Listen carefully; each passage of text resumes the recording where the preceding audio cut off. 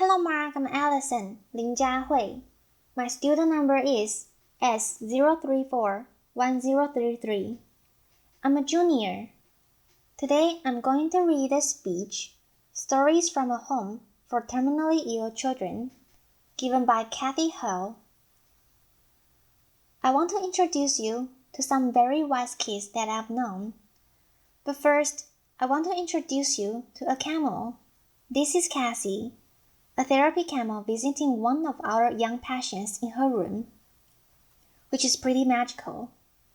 A friend of mine raises camels at his ranch in the Santa Cruz Mountains. He has about 8 of them, and he started 30 years ago because he thought horses were too mundane. John is an out-of-the-box thinker, which explains why the two of us have been such good friends all of our lives. Over the years, I've convinced him to shuttle those sweet furry beasts up to hang out with other sick kids from time to time. Talking to John, I was surprised to learn that camels have an average life expectancy of 40 to 50 years. The life expectancy of many of the children with whom I work is less than a year. This is a picture of the George Mark Children's House, the first pediatric palliative respite care center to open in the United States. I founded it in 2004 after years of working as a psychologist on pediatric intensive care units, frustrated with the undignified deaths that so many children experienced and their families had to endure. As I sat with families whose children were at the end of their lives, I was acutely aware of our surroundings. While the elevated train rumbled overhead on its track, quite literally the room reverberated with each passing train car. The lights on the wall were fluorescent and too bright. Monitors beeped as did the elevator, noisily announcing its arrival. These families were experiencing some of the most excruciating moments of their lives, and I so wanted them to have a more peaceful place in which to say a last goodbye to their young daughters and sons. Surely, I thought, there must be a better spot than a hospital intensive care unit for children at the end of their lives. Our children's house is calm and nurturing.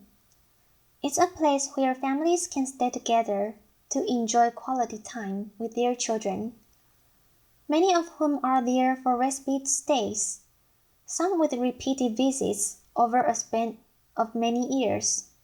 We call those kids our frequent flyers.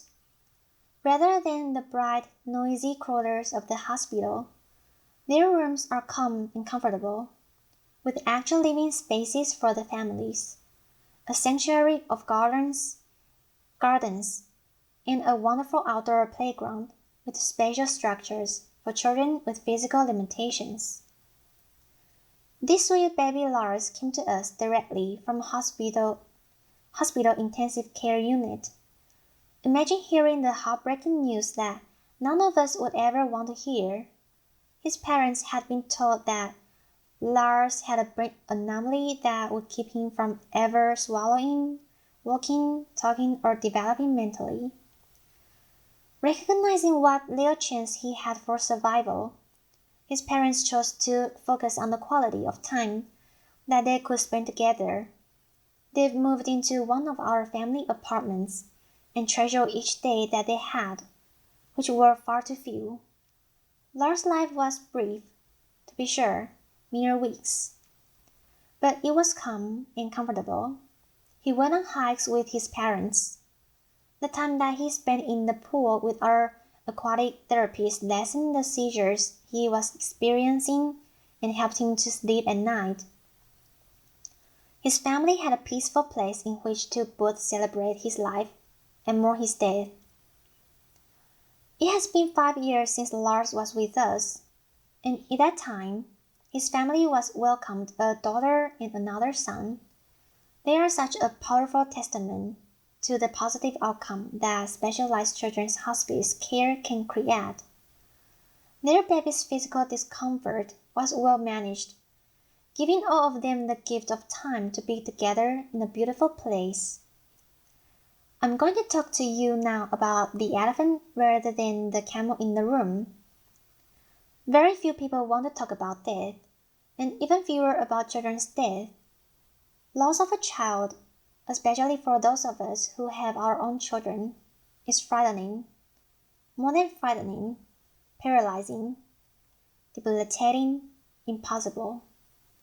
But what I've learned is this. Children don't stop dying just because we, the adults, can comprehend the injustice of losing them.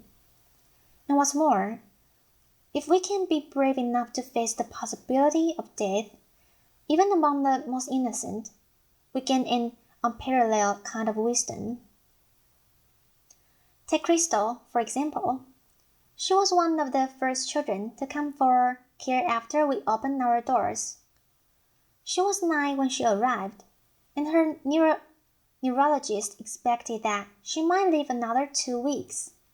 She had an inoperable brain tumor, and her decline had really accelerated in the week before she came to us. After settling into her room, dressed entirely in pink and lavender, surrounded by the Hello Kitty accessories that she loved, she spent the next several days winning over the hearts of every staff member. Bit by bit, her condition stabilized, and then to our astonishment, she actually improved. There was a variety of factors that contributed to Crystal's improvement, which we later came to call the George Mark bump, a lovely, non-uncommon phenomenon where children outlive the prognosis of their illnesses if they're outside of the hospital. The calmer atmosphere of her surroundings, tasty meals that were fixed often to accommodate her requests. The resident pets, the therapy dog and rabbit, spent lots of cozy time with Crystal. After she had been with us for about a week, she called her grandmother, and she said, "Gee, I'm staying in a great big house, and there's room for you to come too. And guess what? You don't have to bring any quarters because the washer and dryer are free." Laughter. Crystal's grandmother soon arrived from out of town, and they spent the remaining 4 months of Crystal's life enjoying very special days together. Some days were special because Crystal was outside in her wheelchair sitting by the fountain. For a little girl who had spent most of the year earlier in a hospital bed, being outside counting hummingbirds made for an amazing time with her grandma, and lots of laughter. Other days were special because of the activities that our child life specialist created for her. Crystal strung beads and made jewelry for everybody in the house. She painted a pumpkin to help decorate for Halloween. She spent many exciting days planning her 10th birthday, which of course none of us thought she would ever see. All of us wore pink bows for the occasion, and Crystal, as you can see, queen for a day, wore a sparkly tiara. One hot morning, I arrived at work and Crystal and her partner in crime, Charlie, greeted me. With some help, they had set up a lemonade and cookie stand outside the front door, a very strategic location. I asked Crystal the price of the cookie that I had selected, and she said $3. Laughter. I said that seemed a bit high for one cookie. Laughter. It was small. I know, she acknowledged with a grin, but I'm worth it. And therein lie the words of wisdom of a young girl whose brief life forever impacted mine. Crystal was worth it, and shouldn't every child whose life is shortened by a horrific illness be worth it? Together, all of us today can offer that same specialized care that Crystal received by recognizing that children's respite and hospice care is a critical component missing from our healthcare landscape. It's also interesting to know that we are able to provide this care at about 1/3 of the cost of a hospital intensive care unit. and our families don't see a bill. We are ever grateful to the supporters who believe in this important work that we are doing. The truth is that my colleagues and I and the parents and other family members who get to experience this special wisdom are in a unique position. There are only 2 freestanding pediatric hospices in the United States. Although I'm happy to report that based on our model, there are 18 others under various stages of development.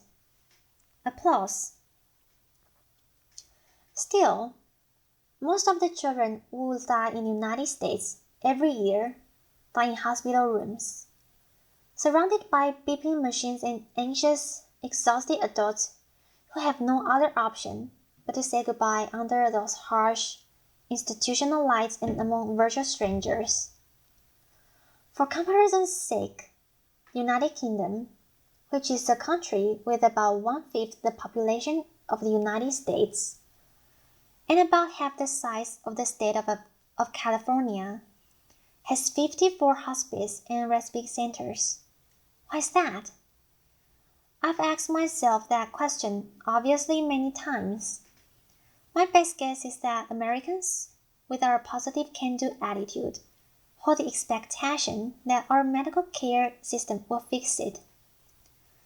Even though it may be a childhood illness for which there is no cure, we go to extraordinary measures to keep children alive, when in fact the greatest kindness that we might give them would be a peaceful, pain-free end of life. The transition from cure to care remains a challenging one for many hospital physicians whose training has really been about saving lives, not about gently guiding the patient to the end of life. The death of a sweet baby for whom we cared at the end of her life certainly captured this dichotomy when he reflected that there are a lot of people to help you bring an infant into the world, but very few to help you usher a baby out. So, what is the magic ingredient at George Mark? The complex medical diagnoses that bring our young patients to us mean that their lives have often been restricted. Some to a hospital bed for long periods of time, others to wheelchairs, still others to intensive courses of chemotherapy or rehab. We make a practice of ignoring those limitations. Our default answer is yes, and our default question is, why not? That's why we took a young boy who wasn't going to leave for another baseball season to Game 5 of the World Series. That's why we have a talent show put on by the staff and Kids for Family and Friends. Who wouldn't be enchanted by a young boy playing a piano piece with his feet? Because his arms are atrophied. That's why we have a prom every year. It's pretty magical. We started a prom after hearing a dad lament that he would never pin a boutonniere on his son's tuxedo lapel. The weeks before the dance, the house is in a flurry, and I don't know who's more excited, the staff or the kids. Laughter.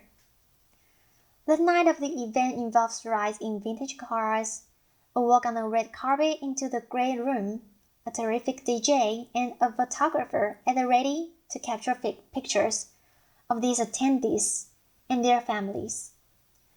At the end of the evening this year, one of our young, delightful teenage girls, Kathleen, said to her mom, "That was the best night of my whole life." And that's just the point, to capture the best days and nights, to abolish limitations, to have your default answer be yes, and your default question be why not? Ultimately, life is too short. Whether we live to be 85 years or just 8, trust me, better yet, trust Sam. It's not by pretending that death doesn't exist that we keep the people, especially the little people that we love, safe. In the end, we can't control how long any of us lives. What we can control is how we spend our days, the spaces we create, the meaning and joy that we make. We cannot change the outcome, but we can change the journey. Isn't it time to recognize that children deserve nothing less than our most uncompromising bravery and our wildest imagination? Thank you. Applause. Thank you, Mark.